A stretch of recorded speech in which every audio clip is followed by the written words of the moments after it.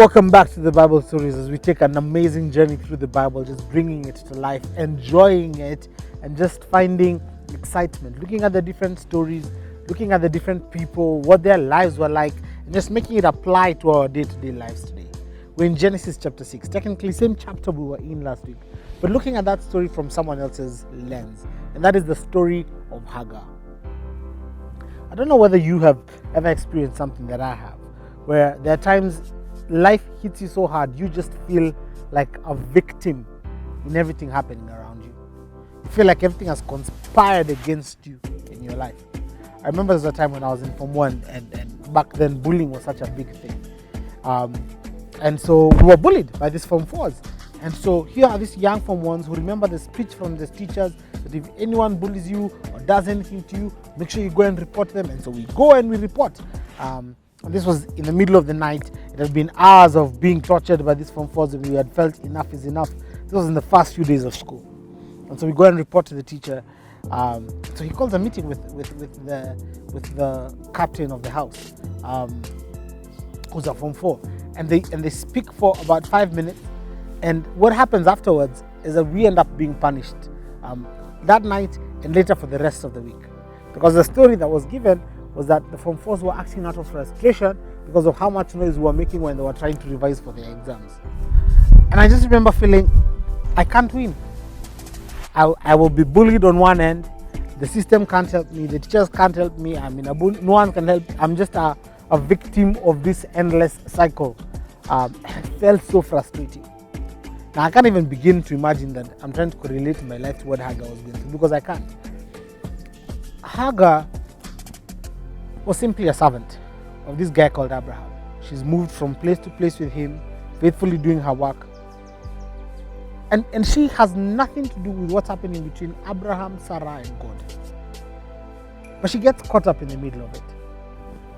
Sarah decides, no, we can't wait on God. He's clearly not working, which was the story we were looking at last week.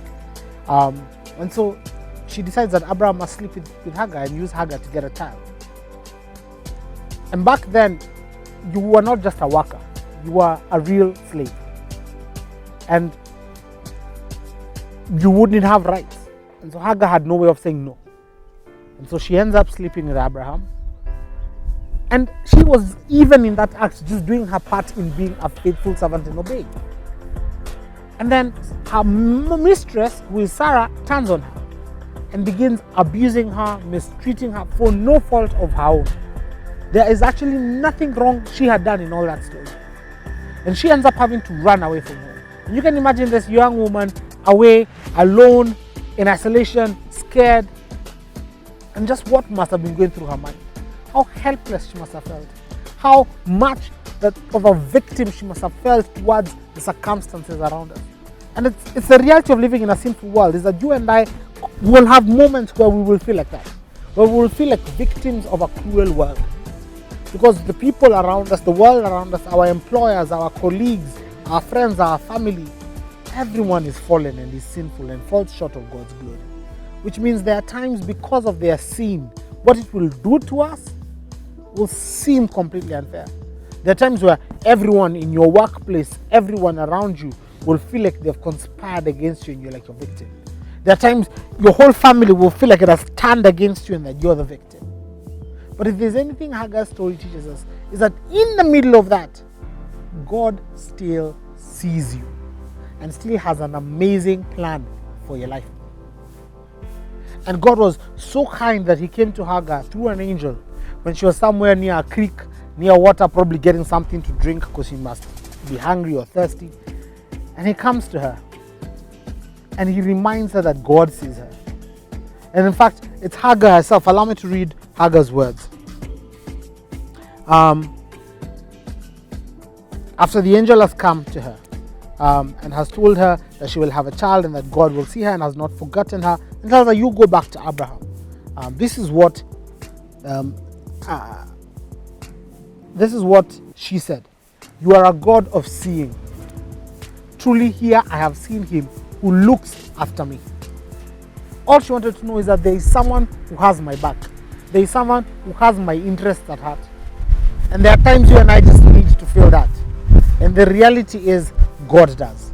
God always has your back, always has your interests. Even when you're alone and isolated and feeling lonely and feeling victimized and abused, God can see and has your back, just as he did with Hagar.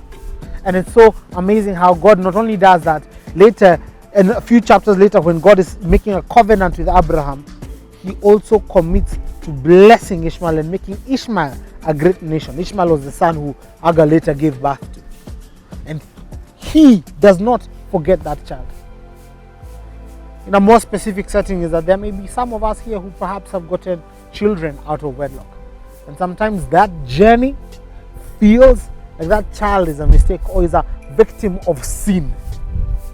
But again, Hagar's story reminds us that God sees even that child. And biblically what we can see is that God will see that child.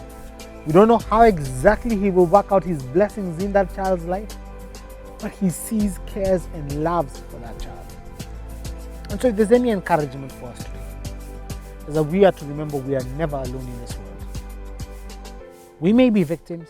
The world may have moments where everything around us seems to be beating us down and we can't seem to lift up our heads. But look up, child, and see this God who cares for you, who loves you, who always has you. And if we turn to him, eventually he will pick us up in his own unique and loving way. You can always lean on him. Till next time, catch you later.